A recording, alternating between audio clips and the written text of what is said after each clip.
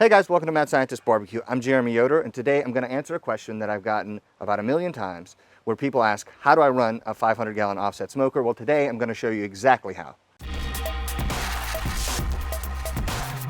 First of all, I want to thank Skillshare for sponsoring this video. Skillshare is an online learning community with thousands of classes that give you the opportunity to learn something you've always wanted to learn. For me, I love learning, but I love learning the things that I care about. So I was never super enthused in school when I had to learn about boring stuff or things that I perceived to be boring because it just didn't capture my interest. With Skillshare, you can choose the classes that capture your interest and develop skills that you've been wanting to develop for a long time. For me, I'm trying to develop new skills right now. And also on Skillshare, I'm taking iPhone filmmaking by Caleb Babcock and Niles Gray because I'm going to be going hunting. That's the skill I'm learning right behind me. And I need to be able to film it, and I'm going to be doing it with just my phone because carrying a bunch of heavy camera equipment into the mountains is not going to be the easiest thing in the whole world. So it offers me an opportunity to learn how to film and make quality video with just a phone. Now, for the first 1,000 of my viewers who click on the link below, you'll get a free trial of Skillshare. And you have access to a bunch of classes, on various topics, and the possibilities for what you can learn are almost endless. So, if nothing else, take advantage of that trial and go learn something. Try out the classes. I think you're going to be hooked, especially if you're somebody who's watching my channel where I'm teaching about barbecue. You're probably the kind of people who are going to enjoy what is offered on Skillshare's platform. Now, let's get into the video. Step one, and it's very important you get started early because it always takes longer than you would think. But step one is get the fire started. So what we're doing with the wood is we're making kind of a lattice structure. And when you do that, you're giving the fire a place to climb up, and so you're going to have a better fire, faster. And so each wood should have a small separation between the next piece of wood. So you don't want them touching side to side, and you don't want, big gaps either, but you want the fire to be able to go through that gap and light both pieces of wood at the same time. So you can use a number of different options. You can use a propane torch. That's what I usually do. You can use used butcher paper. You can use tumbleweeds. You can use those little white blocks that people use to start fires. Whatever you want to do is going to be fine. I recommend using a torch or the butcher paper.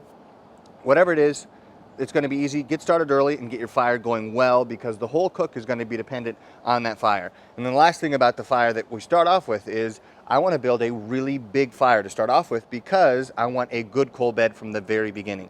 So if you make a small fire and you're slowly adding wood to it, it's going to take a while to build up a really good coal bed, which is going to power the entire cook. So if you make a big fire right from the beginning, you're going to have a coal bed right away, and I'll also show you what I do to season the firebox every time, and that's easier with a big fire.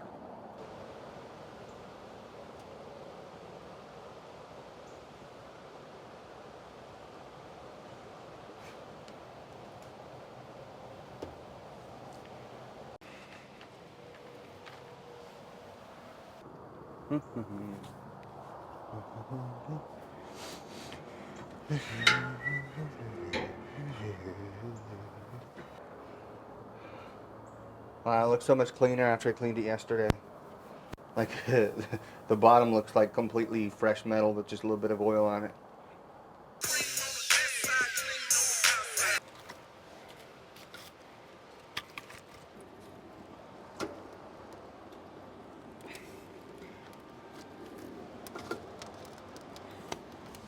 All right, first I have to confess that I missed the shot when the initial pile of wood burned down to coals.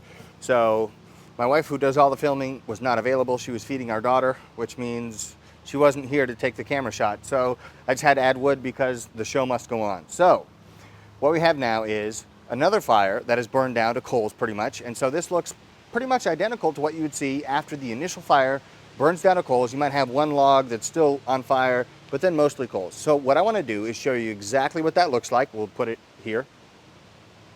And then I'm going to show you exactly how to deal with it, how to build a fire up from it so that you get great quality smoke and then the fire is healthy. It's not choked off. Everything is built the proper way so that you get the best quality smoke, the most efficient fire.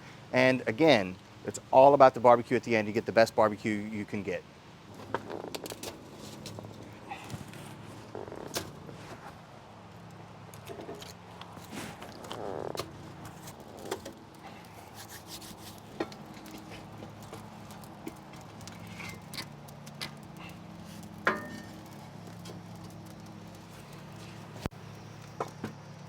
Right, and if I were to put one more piece on, I'd put it on like this. So usually I go 3 and 3, you know, in perpendicular directions. But you see, when you set it up that way, everything immediately catches flame, especially if you're preheating the wood, and you get great quality smoke immediately. There's no period of bad smoke, no period where you're not burning an efficient fire. Right away, you're doing exactly what you want to do. All right, now that we got our fire going, what I do is I take some cooking spray. This is just general maintenance. And I spray any parts where it looks like that coating of previous layers of cooking oil is starting to break down a little bit. In my case, it's usually on the top. So I just do this, and I want all this bad smell and gross stuff to happen before I actually put the meat in the smoker.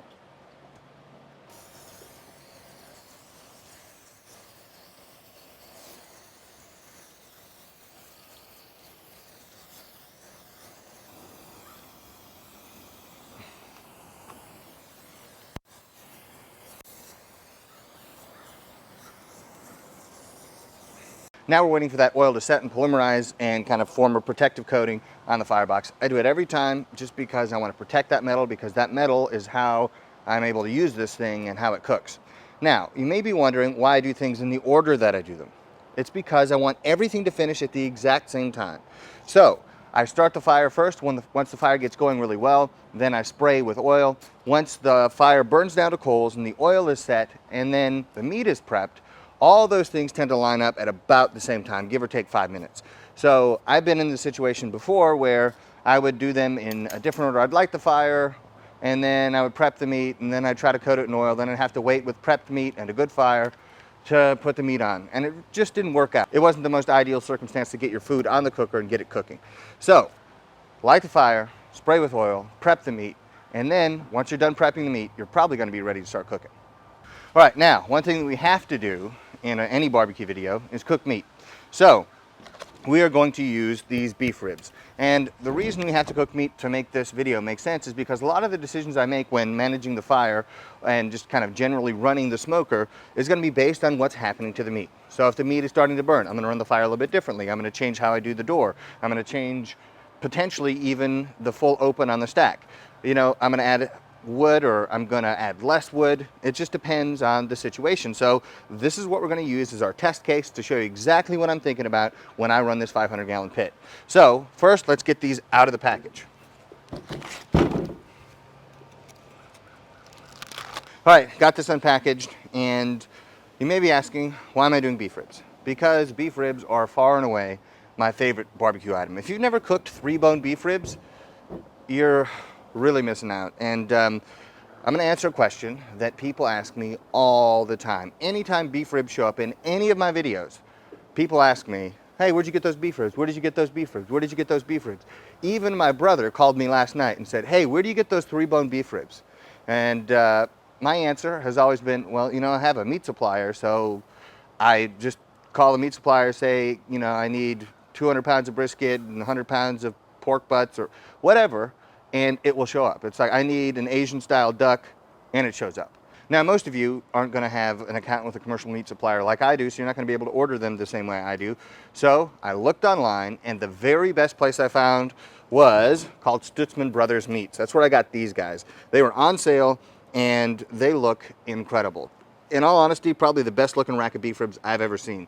And I've cooked a lot. I've cooked Wagyu beef ribs, a bunch of stuff in the past. These look crazy good. They look so good that it's almost impossible to mess them up.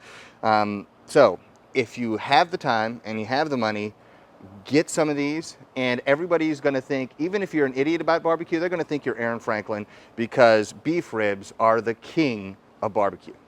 One disclaimer, I'm not getting paid to say this. I'm not making any money on this or anything like that. It's just, I found these and they look incredible online, and they're cut exactly the way I want. So it's bone, meat, and yeah, this is really good stuff. I know this isn't a beef rib cooking video, but man, don't those look good? Let's get them on.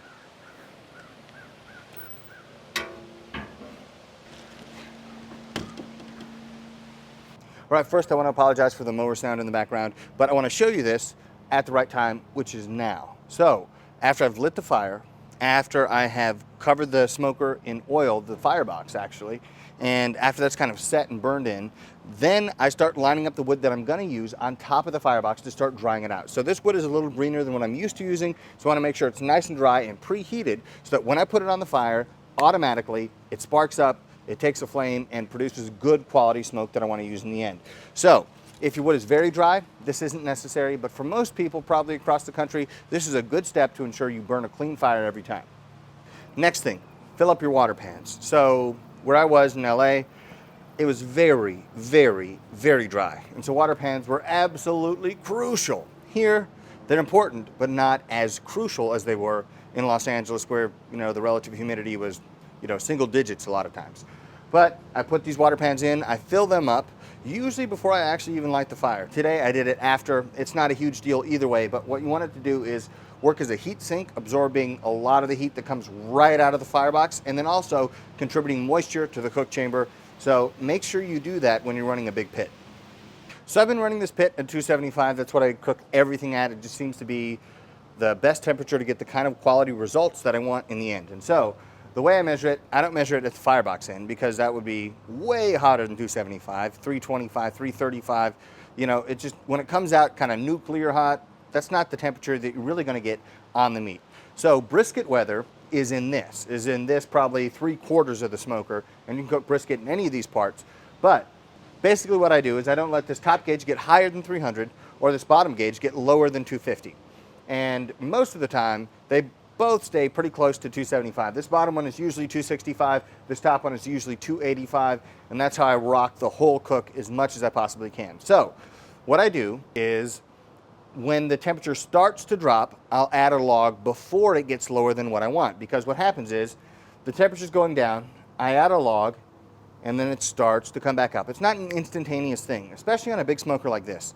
And so in a lot of ways, 500-gallon pits are the ideal size smoker because they respond relatively quickly and they have the results of a big size offset, but they're not as unwieldy as a 1,000-gallon, both in terms of size and in response to how you manage the fire. Anyway, let's take a look at this meat because I want to talk about the meat and what that tells me about how I'm managing the fire. So if you look at these beef ribs, they have a nice, deep, dark red color and nothing is burning. That tells me everything is good. If I saw some singeing, some kind of burning on this edge that's closest to the firebox, that'd tell me, okay, well, I have to, first of all, rotate that beef rib, and then second of all, dial it down. So maybe that means I cook at 250 and 275 on those two middle gauges. Maybe I have to just coax it along and let it happen on its own, not really try to force it. But this is exactly what I want. Also, if I wasn't seeing any pullback on these bones, that would tell me, well, I'm not cooking hot enough. So if, you know, the meat was extending all the way out to the bones, then I'd say, I gotta dial it up. Maybe no lower than 275, no higher than 325. So I'm doing that based on what the meat looks like, not really on the temperature necessarily itself. That's the guideline, but then I'll adjust it based on what I'm seeing with the meat. So if I look at this one right now, I see that there's some pullback from the bone, but I want more. So I'm gonna dial up the temperature a little bit, which means I add more wood. And then we're gonna take a look at the firebox and see how I add the wood so that it burns cleanly and effectively so I get the flavor I want, I get the temperature I want, and ultimately I get the barbecue I want. All right, now it's time to spray. Part of me is telling me that I'm giving away all of my trade secrets. And then part of me tells me that if I were somebody watching videos on YouTube, I would want somebody to tell me the truth. And so that's exactly what I'm gonna tell you right now. So this is how I spray stuff on my 500-gallon pit. I don't use those little spray bottles because they break, and then I've gone through, I don't know, probably 100 of those by now.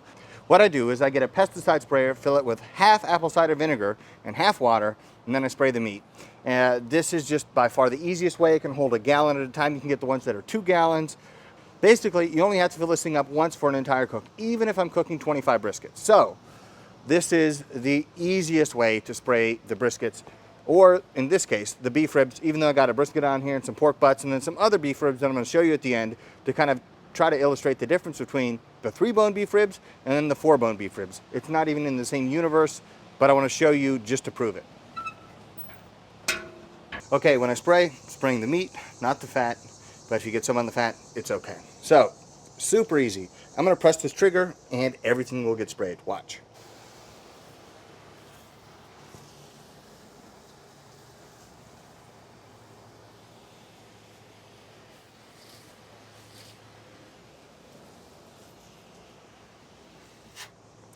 and it's that easy.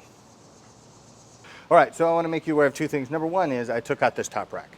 Number two is I want to kind of clue you into the things that I'm looking for when I'm doing a cook. So all the things in the back here look great, but these 4-bone short ribs, they're cooking a little faster than I want, especially the one in the middle. So let's take a look at each of those and then what that tells me about the fire and their placement in the smoker. So I pulled these out and looked at them, and they're not burned or anything. They're actually looking really good, but they're just further along than everything else that I'm cooking. So that means I don't need to change the fire. Everything is totally fine. But because they're further along, I want to move them back because everything else looks great. The brisket looks great. The pork butts look great. The 3-bone beef ribs look great. It's just these are a little too far along. I want them to finish at the same time. So what I'm going to do is move them further back so that they finish at the same time and get wrapped at the same time as everything else. So I'm going to take this one and the other 4-bone short rib and move it a little bit back. In case you're confused about what I mean by back, back means further away from the firebox toward the smokestack side. All right, and for any of you who don't know, the side of the beef rib that's facing the fire, at least in an offset smoker, is the one that has the greater pullback. So that's the pullback from one side. This is the pullback from the other. This side was definitely facing the fire. So if you ever go and get a beef rib and only one side is sucked up all the way, that tells you that that side was facing the fire the whole time. If they're kind of equal, then they probably got switched around. There's not right or wrong either way. It's just something that can kind of clue you into how that thing was cooked. All right, so I'm going to move this 4-bone short rib and the other one from here back to here, just so they kind of hang out and just kind of slow down and catch up to everything else.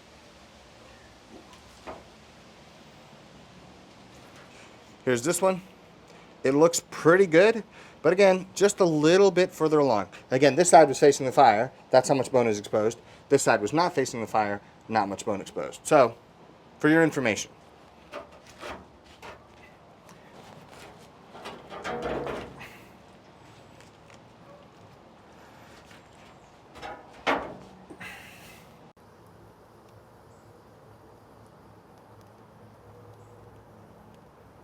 All right, it's the next day, and we had some issues with the mic, but we got them resolved now. And we're going to insert some footage of the meat here. And so this is exactly what I want to see. So it's getting a nice dark bark, nothing is burning, the fat is rendering well, and that's the simple process that I use to run the 500-gallon smoker. Now, it may be frustrating to you that running a 500-gallon pit is easier than running a backyard offset smoker. That's just the way it is. So if you get one of these, your fire management is going to be a lot easier because that coal bed is so extremely hot that it just eats all the wood that goes in there. You don't have to, have a lot of nuance in what you do, but as long as you follow the same basic process, make the lattice structure, you're going to have a clean fire pretty much every time. There are some exceptional circumstances where you have wind or rain that are going to make things more difficult, but usually you're going to be just cruising along. Now, I just add more wood if I want the temperature to go up because I'm not getting the fat render that I want, and I add less wood if it's getting a little too hot and you start to see some bubbling and some, pre-burn marks on the meat itself. So very simple, very straightforward, follow the rules and you're going to be successful. So this was just a nuts and bolts, exactly what I do to run the smoker. If you want to know what I'm thinking about when I'm running the smoker, you could check out my Ultimate Guide to Fire Management video. I'll put a link in the description. That explains everything that goes into the process of how I think about managing the fire and how to manage the fire in a 500 or a backyard smoker. It's all the reasoning behind why I do what I do. This video is just what I do. And if you want to know more about that, click on that video. It's a pretty comprehensive video, about as comprehensive as I could make it, but I hope you guys watch it and I hope you enjoy it. Now, running a 500-gallon smoker is kind of fun in and of itself, but it's all about the meat, and so no barbecue video is totally complete without cooking some meat and showing you what it looks like in the end. So we're going to head inside, cut open those beef ribs, and take a look.